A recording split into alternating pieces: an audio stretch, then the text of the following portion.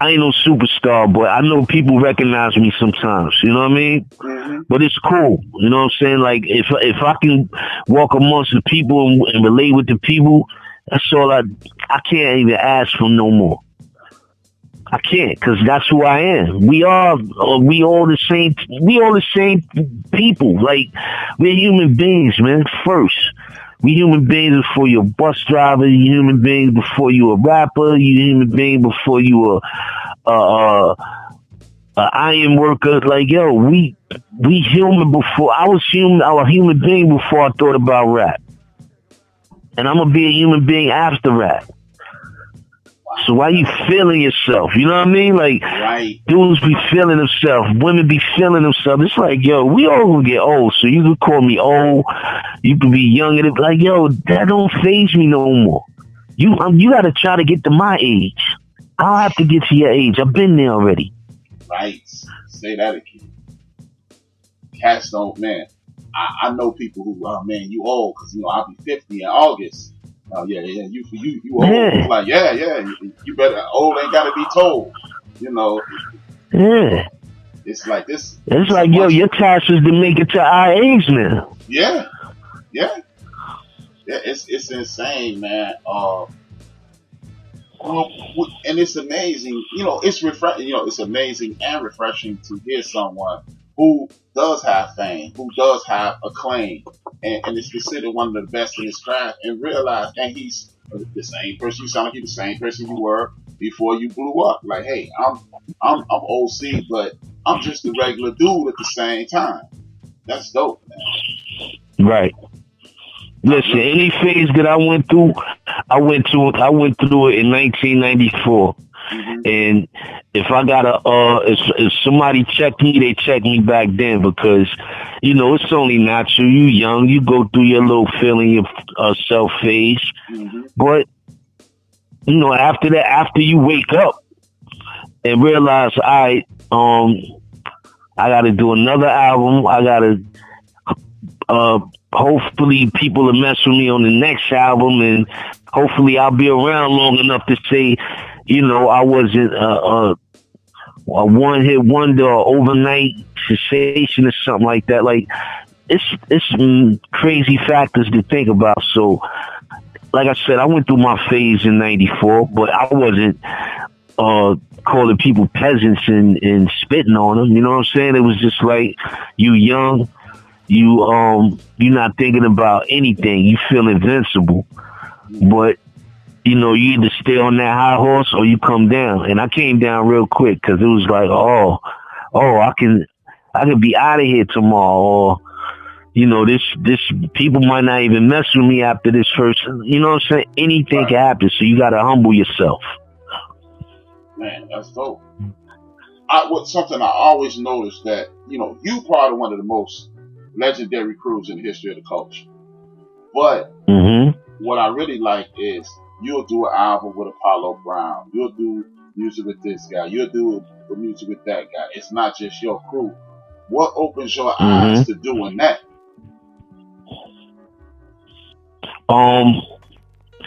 I like to try different things, different sounds, different production from different regions. You know what I'm saying? Like I said, people call it all boom bap, but I'm like, Apollo don't sound like Buck Wow, and Buck don't sound like Pete Rock, and Pete Rock don't sound like DJ Premier, and that's what I get joy out of. So me doing a album with Apollo, and then doing an album with P.F. Cutton, and then doing an album with a dude in Australia called Debonair P, and me doing an album with Showbiz. Like, this is my crew, but I never did an album or albums with Showbiz before. When we did New Dawn and Same Moon and Same Sun, like, this is a formula that Show really reserves for Showbiz and AG. You know what I'm saying? Like, it was something different, and it was like, wow, it worked. Like, I like doing stuff like that. It keeps me on my toes. You know what I'm saying? And bottom line is, like I tell everybody, I can rhyme and rap and spit all day and write songs. You can't do nothing without the producer. Mm-hmm. You can't do nothing without the producer. And that's something else I want to ask you about. To me, the one thing, I'm like you. I don't do this ain't hip hop, this is hip hop, this box, that box. I don't do that. But what I would like to know is, this is something I think is missing from the culture. When they what they call the golden era, you and Buck Wild sit in the studio, your band got an album. I think the fact that people are no longer in the studios anymore took something away. It stripped something from the culture. How you feel about that? Nah, you're absolutely right. You're right. It stripped up. I mean, well, me and you know the difference in listening to music from 1991 till now. Like, even with the digital as opposed to the analogs, well, Parliament Funkadelic, which is analog, and KRS-One up till 1990, was analog, and I was analog. It's a different sound. It's a warm feel. It don't sound robotic. You have to have, specifically these days, you have to have the right engineer that knows how to sort of capture that. And it's just it's different, man. I'm sending tracks to this dude to do it. It's a faster way. It's more accessible. It's less expensive. This is the music business, though. The music business dumbed down a lot of things. It's not actually, the artists themselves. The music business actually said it wasn't going to last. Then it stuck around. And then they put rules on it. You know what I'm saying? And then after the rules, you got $1 billion business.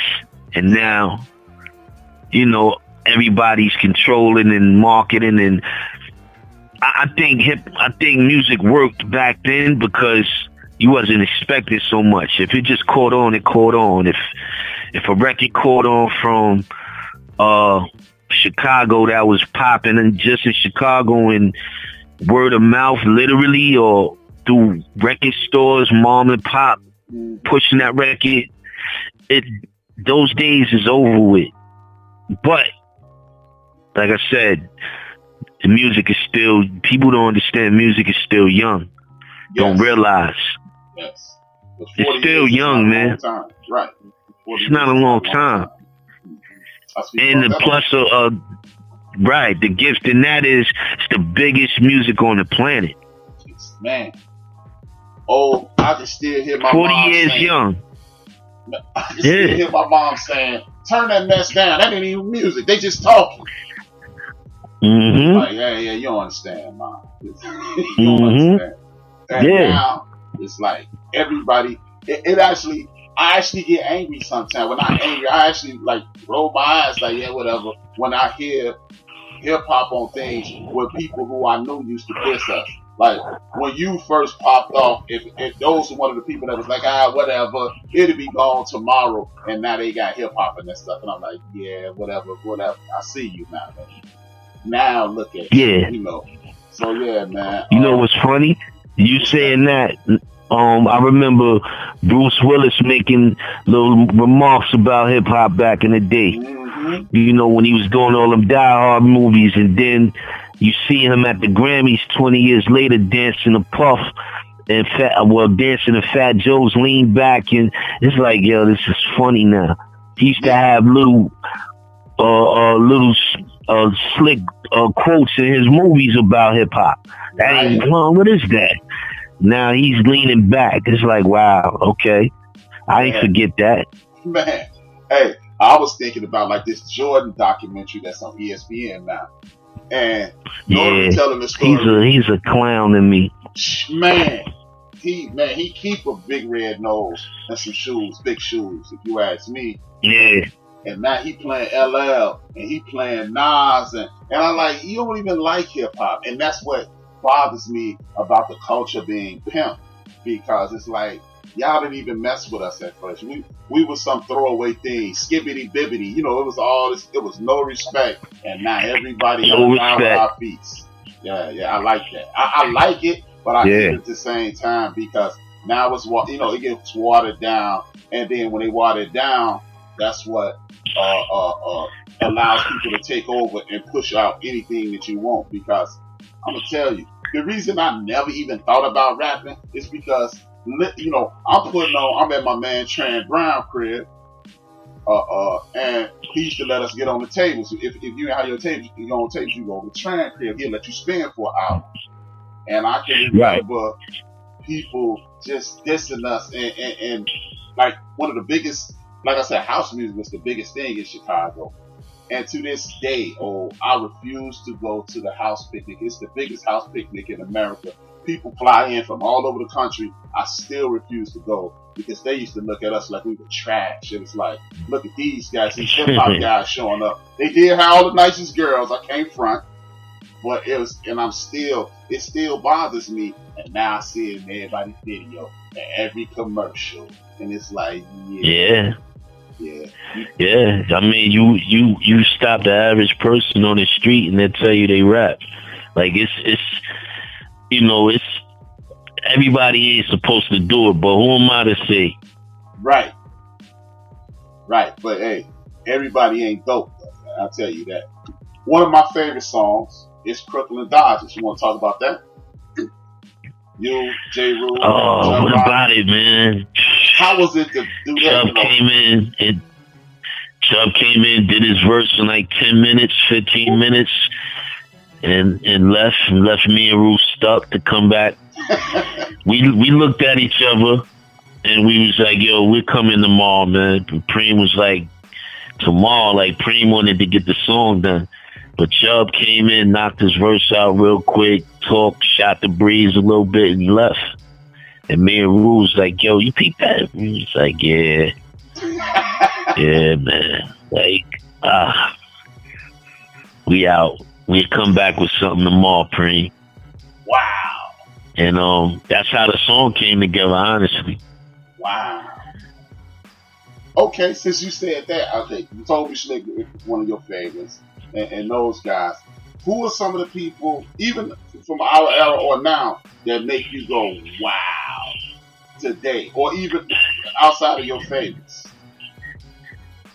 Let me think of, this might sound biased, man, like Pharaoh he just catching up to himself. Like, dude is special, man. Like, I just heard his new album, so he got I can't even describe this new album. I don't know if it's rockish, dude is a genius, man. Wow. Dude is a genius, and I've been telling people he just now catching up to himself in the year 2020 because he was rhyming this way 30 years ago. Wow. Yeah, but go back, man. Go back. 1991, like. I'm a gigantic fan, so yeah, I feel you. A dude that slept on to me is the guy in your crew, AG.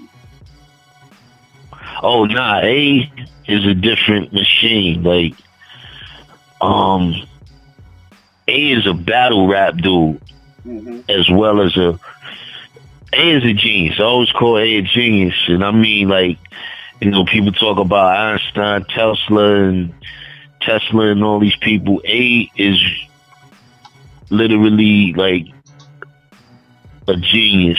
I consider him a genius. Like, dude is super smart. And lyrically, I don't know. He's just A knows how to. A is just somebody else, man. I don't even put him in categories though, because he's so unorthodox. His style, his cadence. I learned things being around him, like riding behind the beat instead of on the beat. Like I've stolen stuff from him and incorporated it into my style, like from being in the crew. Because the way he ride beats sometimes is people, the average person couldn't do that. If you really listen, it sounds like